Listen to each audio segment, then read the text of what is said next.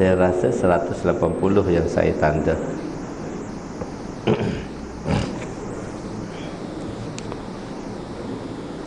Bismillahirrahmanirrahim. Belum tak semua dah ada. Okey, tak apa. 180 yang saya tanda ni 180. Saya tak tertanda. Ya, hanya Islam itu jalan mendapat kejayaan. Bismillahirrahmanirrahim. Wa ana Abi Hurairah radhiyallahu anhu qala Rasulullah sallallahu alaihi wasallam walladhi nafsu Muhammadin biyadihi la yasma'u bi ahadun min hazihi al-ummah yahudiyyun wala nasraniyyun summa yamutu wa lam yu'min billadhi ursiltu bihi illa kana min ashabin nar. Rawahu Muslim. 180. Sayyidina Abu Hurairah radhiyallahu anhu meriwayatkan bahawa Rasulullah sallallahu alaihi wasallam bersabda, hadis yang ke-10 kurungan 9. Rasulullah sallallahu alaihi wasallam bersabda, demi zat yang jiwa Muhammad dalam genggamannya.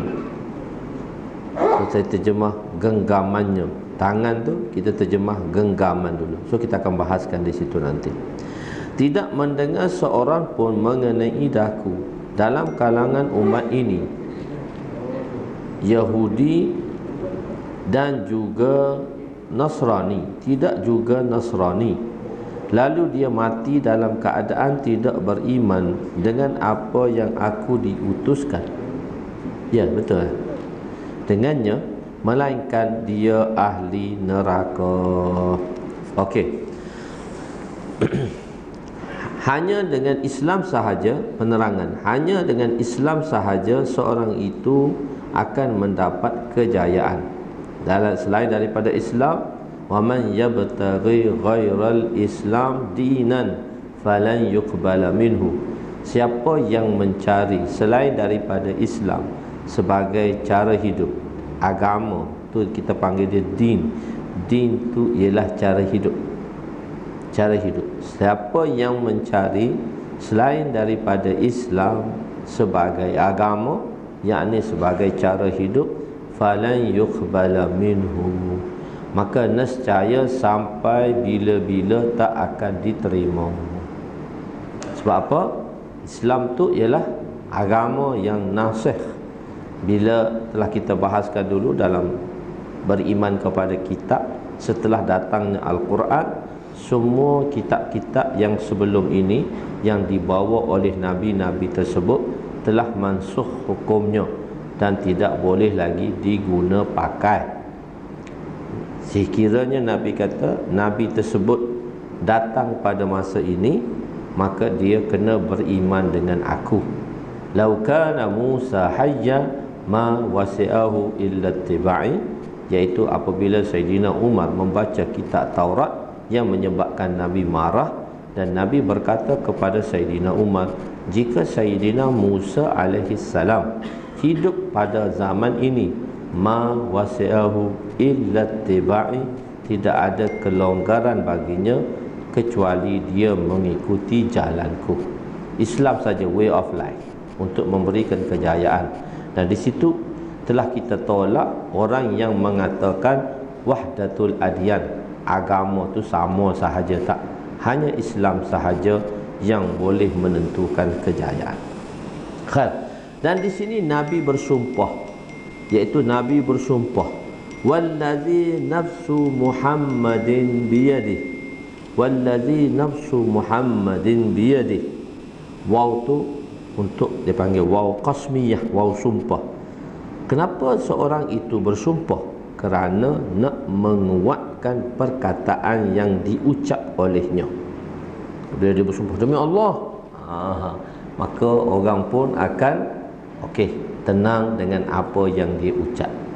Sebab dia panggil waw sumpah, dia panggil waw qasmiyah. Waw tu dengan kasrah, dia lepas tu dia bagi wallazi, wallahi.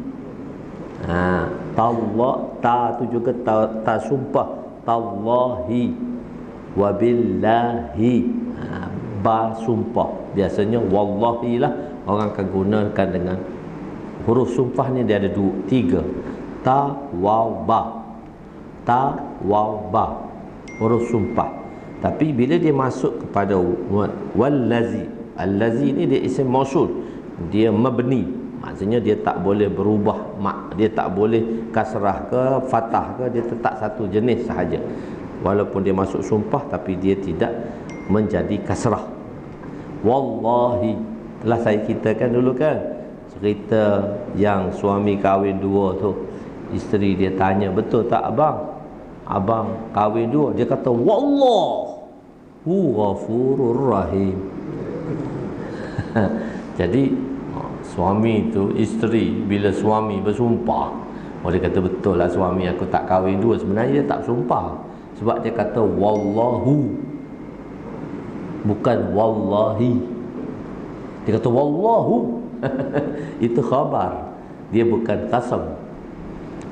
Uqsimu billahi wallahi. Dia kata gitu. Dia kata wallahu. Kawan ni dengar, dia tak mengaji. Alhamdulillah, syukur suami aku tak kahwin dua. Sebenarnya dia dah kahwin dah. Kenapa kau cakap macam tu? Dia kata, bini aku tak tahu, so aku sumpah je lah, aku tak bohong pun. Okey. Jadi dia tak sumpah, dia memberi makna khabar. Wallahu tu khabar di situ.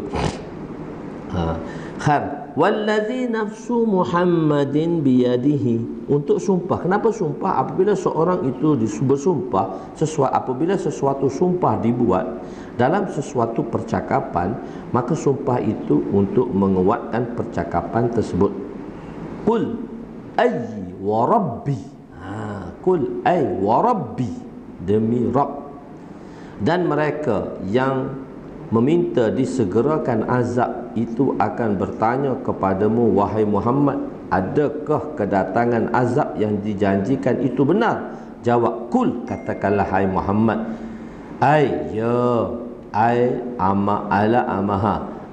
ya demi Tuhanku, wa rabbi, demi Tuhanku, sesungguhnya adalah ia benar, dan kamu tidak sekali-kali berkuasa menahan kedatangannya, yaitu kematian atau kiamat. Surah Yunus ayat 53. Jadi di sini Nabi bersumpah, dia ada dua, wallazi nafsi, demi zat yang jiwaku. Nafsi, jiwaku. Di sini Nabi bersumpah dengan sirah zahir, wallazi nafsu Muhammadin. Nabi sebut nama dia, Nabi tak sebut ganti nama, Nabi tak sebut dhamir, tapi Nabi sebut zahir, ism zahir, Muhammad, nama baginda, iaitu wallazi. Sepatutnya sudah mencukupi mengatakan wallazi nafsi, cukup dah, demi zat yang jiwaku di dalam tangannya. Di situ saya terjemah genggamannya. Tetapi Nabi telah membawa sirah zahir Muhammad dengan nama Nabi sendiri, demi zat yang jiwa Muhammad dalam genggamannya. Okey, dalam masalah sumpah kepada dalam akidah, dalam mazhab akidah, kita adalah berakidah kepada mazhab Ahlus Sunnah wal Jamaah. Ahlus Sunnah wal Jamaah, dalam Ahlus Sunnah wal Jamaah dia ada dua yang besar, iaitu Abu Hasan Asy'ariyah dan Abu Mansur Maturidi. Dua-dua tu Ahlus Sunnah wal Jamaah. Bagi kita dalam mazhab Imam Syafi'i, kita mengambil dalam mazhab akidahnya ialah Abu Hasan Asy'ariyah. Kalau mazhab Hanafi dan Maliki, mereka mengambil dalil daripada Maturidi, Abu Mansur Maturidi. Dua-dua ni Ahlus Sunnah wal Jamaah. Perbezaan hanya bukan dari sudut usul, bukan daripada sudut dasar, tapi dari sudut furuk saja, cabang-cabangnya sahaja di dalam perbahasan. Okey, dalam menerjemahkan perkataan mutasyabihat, ada dua golongan ulama. Satu di kalangan Ahlus Sunnah wal Jamaah ni pula terbahagi pada dua. Ulama yang terdahulu, kita panggil dia ulama mutakaddimin, takaddum, yang terhadapan. Dan yang kemudian dipanggil ulama mutaakhirin. Ulama mutakaddimin ni daripada tahun 200 Hijrah hingga ke akhir 400 Hijrah sampai 499, 300 tahun. Itu dipanggil ulama mutakaddimin di dalam mazhab mutakallimin, iaitu dalam ilmu kalam. Dan yang bermula daripada 501 hingga ke sampai sekarang dipanggil ulama mutaakhirin. Dalam ulama mutakaddimin dan ulama mutaakhirin menterjemah huruf-huruf mutasyabihat, perkara-perkara yang mutasyabihat, yang menyerupai, yang maknanya dijisimkan, menyerupai sesuatu lah. Ada tangan, ada kaki, ada arash, ada kursi, so menunjukkan sesuatu. Jadi dalam ulama mutakaddimin, mereka menterjemahkan dengan konsep tafwid. Ta, fa, waw, ya, dot. Tafwid. Apa maksud terjemah tafwid? Macam mana ditulis secara lafzi, secara lafaz, itulah terjemahannya. Tetapi maksudnya wallahu a'lamu bimuradihi, hanya Allah yang mengetahui makna dan maksudnya. Terjemah macam mana hak tulis je. Kami terjemah, itu dipanggil tafwid. Serah macam mana tulis, itu kita terjemah. Maksud, jangan tanya, Allah saja yang tahu. Itu ulama mutakaddimin, dia panggil terjemah tafwid di dalam mazhab akidah Asy'ariyah, dalam mazhab Ahlus Sunnah wal Jamaah. Dalam mazhab mutaakhirin, mereka tidak menterjemah dalam bentuk tafwid, tapi mereka menterjemah dalam bentuk takwil. Takwil ni maksudnya tafsir lah, huraian lah. Ada huraian, ada pentafsilannya secara tafsir. Mereka menterjemahkan tafsir. Kalau tangan menunjukkan kuasa. Jangan risau, orang kampung ni dalam tangan ayah je. Apa maksud dia? Dia tak kata orang kampung ni semua tunduk saya. Tak, jangan risau nak. Semua orang kampung ni ayah pegang dalam tangan je. Apa maksud dia? Maksudnya dalam kekuasaan dia, dia boleh atur semua. Dalam tangan dia aja, dia kata. Maka kita terjemah genggaman, kekuasaan. Itu kita terjemah dia takwil. Begitu. Dalam akidah, dalam mazhab akidah terdapat dua firqah, dua golongan. Satu mutakaddimi dan satu lagi firqah mutaakhirin. Dalam kalangan Ahlus Sunnah wal Jamaah, apabila dikatakan biyadihi, dalam tangannya, Maha Suci Allah daripada bertangan, maka perkataan biyadihi ini menunjukkan pada perkataan ayat-ayat mutasyabihat. Dalam menterjemahkan mutasyabihat ada dua pendapat. Mutakaddimin menunjukkan hadis ini, menterjemahkan dengan lafaz demi zat yang jiwa Muhammad dalam tangannya. Bagaimana? Tangan hakikatnya hanya diketahui oleh Allah. Kita kata kita tak tahu. Macam mana semua? Tak tahu. Tangan tu Allah saja yang tahu. Kita tak boleh kata ni Ibnu Taimiyah ni kata, Ibnu Taimiyah ni yang dia lari sikit. Dia kata tangan Allah tak sama dengan tangan manusia. Maka dia telah tajassumkan, dia telah menjisimkan. Cuma dia kata tangan Allah tak sama dengan tangan manusia. Allah ada tangan juga. Macam mana?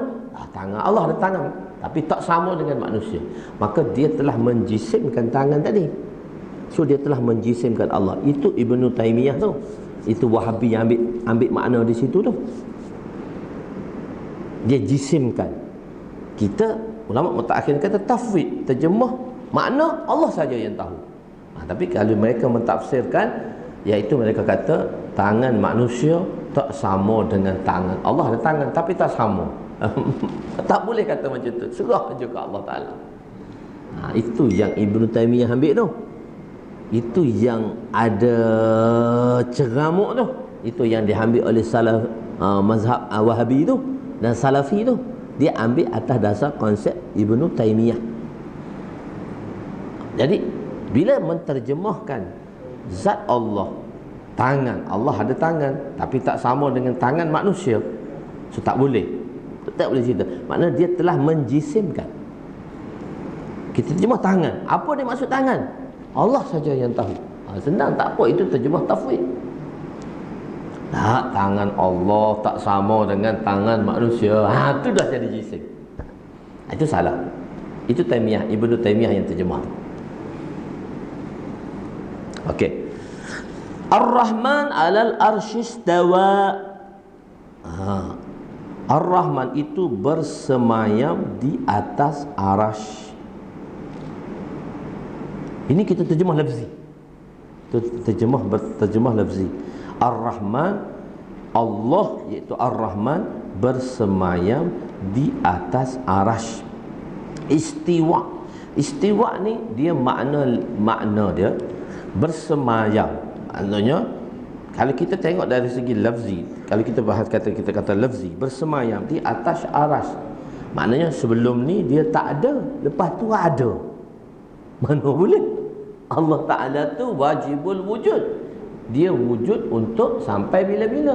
Sebelum ni dia tak ada tempat arasy tu, lepas tu dia ada. Mana boleh? Salah. Bersemayam tadi duduk bersemayam. So kita kata satu perkataan istiwa tu sudah memberi makna. Kita jawab balik, Ahli Sunnah wal Jamaah jawab, istiwa tu makna dia mustarak, makna dia berbagai. Garisan khatul istiwa. Kita sekarang kan duduk di garisan istiwa tu. Istiwa tu tengah, garisan khatul istiwa. Naik kapal, lepas orang kata, kemudi kata, sekarang kita sampai ke garisan khatul istiwa. Orang pun pakat tengok belakang, ada tak garisan khatul istiwa? Sebab dalam geluk tu ada garisan. Tapi tengok kat laut ada ke? Ada garisan tu? Mana ada garisan tu? Istiwa tu kalau kita kata bersemayam, mana ada atas tu? Tak boleh kata atas tu. Itu garisan pun tak nampak.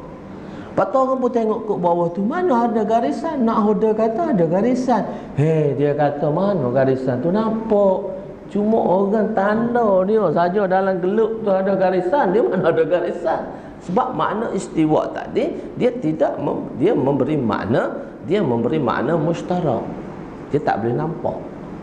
Satu ketika tengok Nabi, hadis riwayat, nanti kita akan belajar dalam jilid ke-10 ni, jilid saya ni jilid ke-10 akan tu. Saya tarik jilid ke-8 dah. Jilid ke-6 dah siap, dah cetak. Jilid ke-7 saya dah siap dah. Cuma dalam final saya dah bukukan dia lah. So itulah jilid ke-8, jilid ke-10 nanti. Bab kisah-kisah anbiya. Nabi SAW seketika duduk. Nabi SAW seketika duduk dengan orang-orang Mekah, dengan orang-orang kafir. Bersama dengan jemaah orang kafir, isabah. Kalau sahabat dia akan sebut sahabat, tapi sini riwayat menduduk dengan isabah. Yang meriwayatkan hadis ni Sayyidina Abdullah bin Abbas. Abbas bin Abdul Muttalib, pakcik Nabi di Mekah. Peristiwa ni bila orang-orang kafir Mekah, sebab Sayyidina Abbas di Mekah tak masuk Islam lagi. Sayyidina Abbas dalam peperangan Badar tak masuk Islam lagi. Dia masuk Islam lepas peperangan Badar. Dalam peperangan Badar, bila nak berlaku peperangan Badar, Nabi kata, kalau siapa jumpa Abbas, jangan bunuh dia. Abbas terpaksa dibawa di Badar. Pakcik aku tu terpaksa dibawa ke Badar. Jangan bunuh dia. Nabi pesan dah, jangan bunuh Abbas. Sebab dia pergi tu dengan terpaksa, dia tak nak menentang.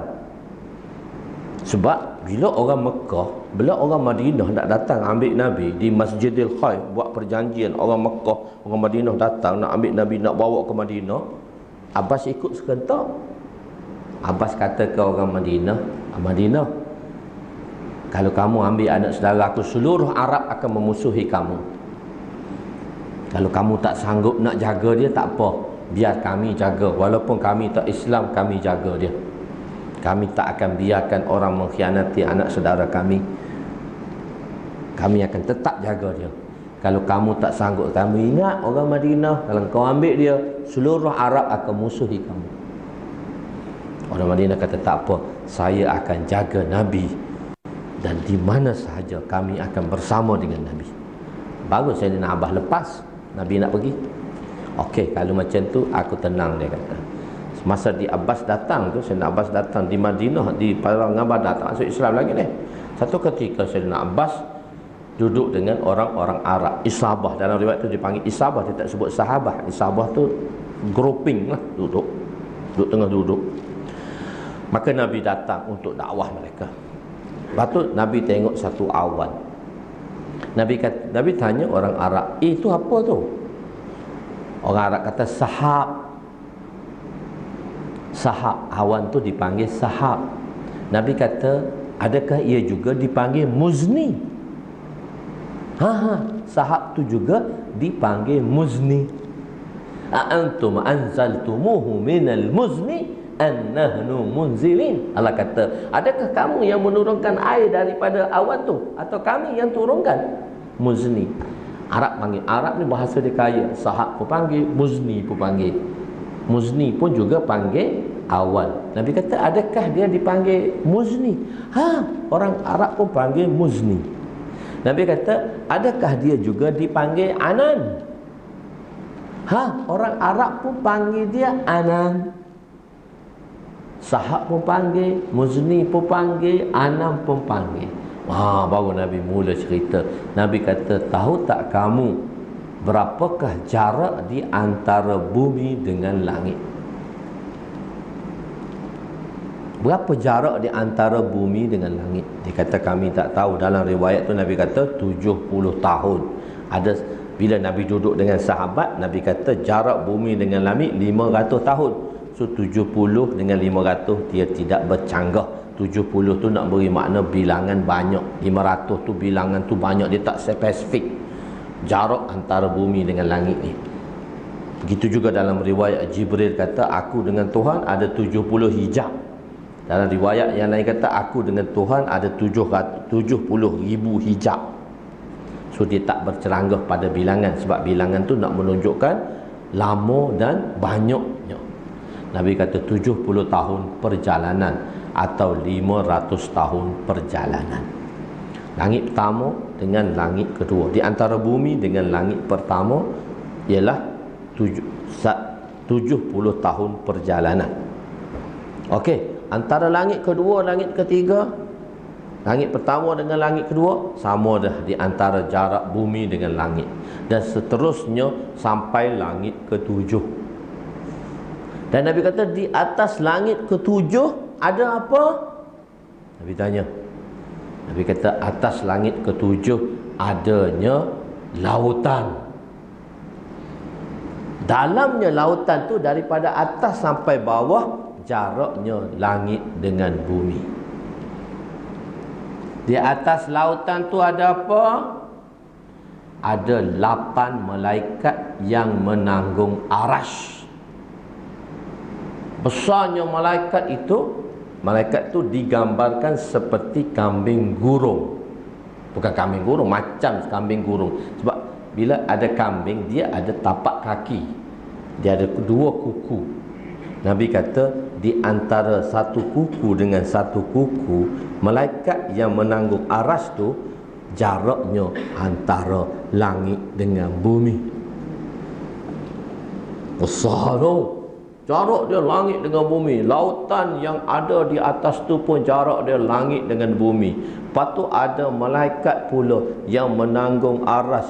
Kuku dia sahaja, di antara 2 kuku, jarak dia langit dengan bumi. Jarak dia langit pun.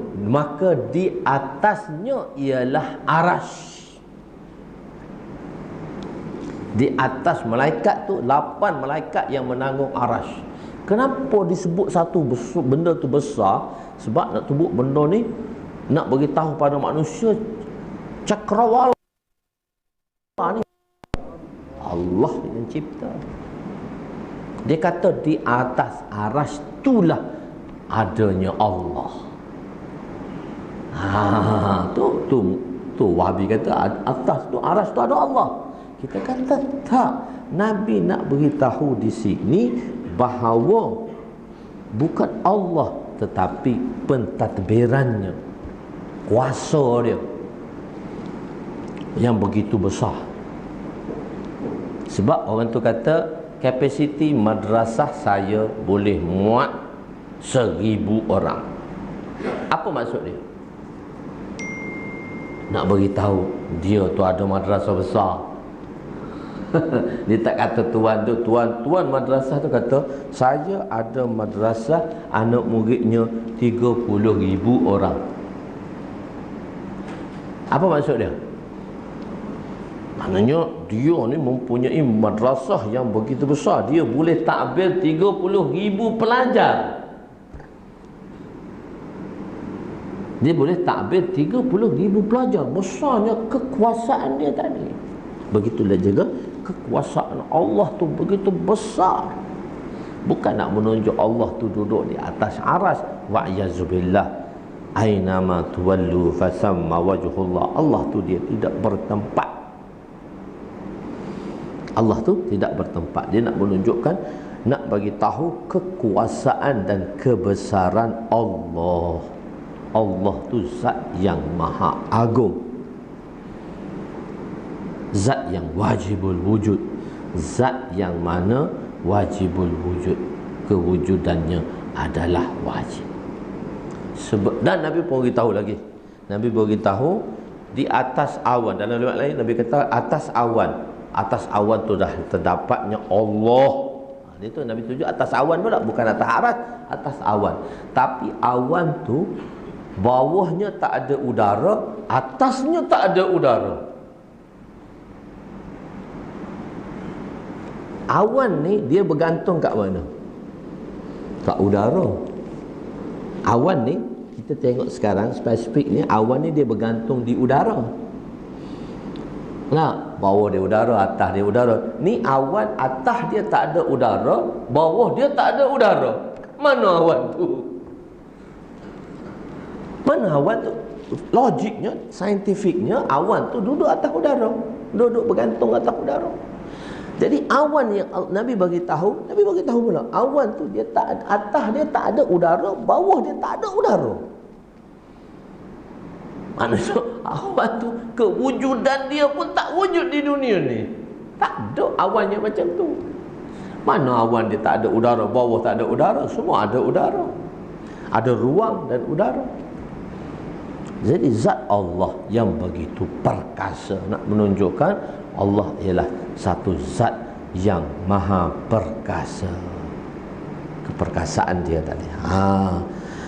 Jadi sebab itu kita terjemah macam tu. Bersemayam di atas, iaitu sebelumnya tiada, ini maksa lafzi dia. Kemudian datang bersemayam, sedangkan Allah itu tidak bertempat dan tidak berarah. Sebagaimana firman Allah, fa'ainama tuwallu fathamma wajhullah innallaha wasi'un alim. Kemana sahaja kamu arahkan diri ke kiblat untuk menghadap Allah, maka disitulah arah yang diredainya. Fasamma wajhullah, itulah arah, itulah arah yang diredai. Ainama tuwallu fasamma wajhullah, fasamma wajhullah. Kemana yang kamu arahkan, kemana yang kamu arahkan diri kamu, ainama tuwallu fasamma wajhullah, maka arah tu perintah untuk semayang ke kiblat, maka disitulah arah wajhullah, iaitu arah yang diredai, tempat yang diredai, rumah Allah. Allah ada dalam tu. Kaabah, rumah Allah, Allah ada dalam tu. Tak ada. Mana ada tempat yang mana untuk kita mencari redanya. Semua orang haji pergi ke sana tempat untuk mencari redanya. Itu Allah perintahkan pada kita. Cuma Imam Malik berkata mengenai pertanyaan masyhur, al-istiwa maklum. Istiwa tu kita tahu. Kaifiat dia, cara dia tu majhul, tak tahu. Beriman bahawa Allah itu istiwa, Allah itu berada di atas arasy. Istiwanya Allah wajib, tapi tak boleh tanya. Tanya macam mananya dia duduk di atas tu? Tanya tu pun bid'ah. Tak betul, salah. Tak boleh tanya macam tu. Makna istiwa maklum, kaifiatnya tidak diketahui. Beriman dengannya wajib, bertanya mengenainya bid'ah. Mutaakhirin menterjemahkan secara takwil berdasarkan qarinah. Oleh itu makna tangan dengan takwilnya menggenggam. Dalam bahasa Arab perkataan disebut digunakan untuk menunjukkan makna tertentu, tapi perkataan tangan digunakan untuk menunjukkan kuasa. Qarinah, dia ada qarinah, ada nak menunjukkan apa. Kita masa kita budak-budak dulu, ayah kata bawa air. Ayah saya ni dia tak pernah cakap betul. Dia cakap qarinah je. Bawa air. Masa dia minta bawa air tu, dia duduk macam mana? Dia nak apa? Dia nak minum ke? Dia nak mandi ke? Dia nak basuh kereta? Dia minta air. Kita pun bawa air tu sikit. Dia kata, kenapa tak bawa dalam tudung? Dia kata air tu supaya sikit lagi. Dia kata, kau bawa dalam gelas. Dia kata, air yang kita bawa dalam gelas tu sikit je, tak cukup lah. Yang dia nak satu baldi tu, kita bawa satu gelas. Tapi dia sindir kita. Dia kata, kenapa tak bawa dalam tudung? Fahamlah, tak betul kau bawa tu. Bahasa dia tinggi. Tapi ayat tudung tu saya guna je perkataan. Ayah saya kata apa? Kenapa kau tak bawa dalam kulit etak? Etak ni satu jenis macam kerang tu, dalam air. Kecil ada. Kalau buka etak tu besar mana? Etak tu kecil satu je. Air dia sikit ada dalam tu. Dia kata apa? Kenapa kau tak bawa dalam kulit etak? Kulit kerang tu, kenapa kau tak bawa dalam kulit kerang? Saya kata tudung tu kecil dah tu. Sebab kalau nak kata kulit etak, semua orang tak faham. So saya kata tudung tu mudah. So saya tak pakai dah perkataan ayah saya, sebab orang lain tak faham. Sebab bukan orang Kelantan. Kalau orang kata kulit etak, semua faham. Saya kata tudung. Saya pegang tudung. Sebenarnya ayah saya kata kulit etak tu, saya dah ubah dah perkataan ayah saya. Sebab maksud dia lain dah. Orang lain tak faham. Suasana tu dia kena perlu kepada pemahaman. Itulah bahasa Arab dipanggil balaghah, ketinggian bahasa. Dia tinggi. Dia kata, kenapa kau tak bawa sikit lagi? Kalau kita bawa banyak, dia kata, kenapa tak bawa satu baldi? Banyak lagi lah. Kalau dia perlukan satu gelas, dia kata, kenapa tak bawa satu baldi? So bahasa dia qarinah, tinggi. Dia kata kena faham lah. Ayah rahmatullah alaih, dia dipanggil oleh Raja Mahmud. Dia disukai oleh Raja Mahmud, dia dipanggil oleh Raja Mahmud. Sebelum Raja Mahmud duduk atas singgasana dia, ayah datang buka pintu, dia tengok muka Raja Mahmud, dia faham dah Raja Mahmud nak apa. Tak ayah panggil.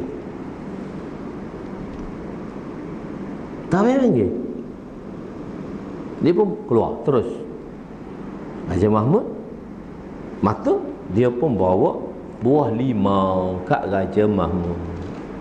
Raja Mahmud nak beritahu orang sekeliling dia, tengok orang tu, dia tengok aku, dia faham dah aku nak apa. Dia kata, kamu faham jiwa saya nak apa? Tuanku, kenapa kamu faham saya? Raja Mahmud beritahu kepada Ayas tu, menteri dia tu nak beritahu menteri lain ni. Dia kata, kenapa orang tu tahu? Dia kata, tuanku, saya tengok muka tuanku pun saya tahu dah tuanku nak apa.